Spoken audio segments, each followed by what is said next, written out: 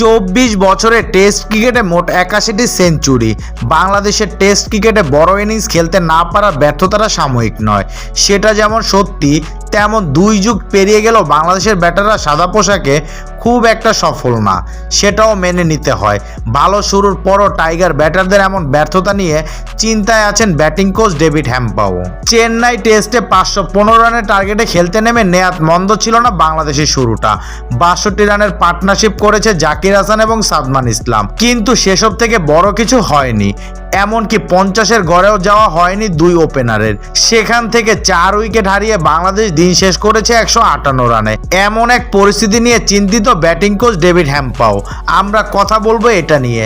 ভালো শুরু পেয়ে গেলে 20 থেকে 30 বল খেলে ফেললে আসলে আপনি বুঝে যাবেন কি হচ্ছে না হচ্ছে। 30 থেকে 40 রান করেই হয়তো অনেকে আউট হয়ে যাচ্ছে। আমি নিশ্চিত এই ব্যাপারে আমাদের আবারও কথা হবে। কোচের বিশ্বাস এখান থেকেও ভালো কিছু করা সম্ভব বাংলাদেশের জন্য। সেজন্য অনুশীলন করে যাওয়ার প্রত্যাশা শোনা গেল তার কণ্ঠে।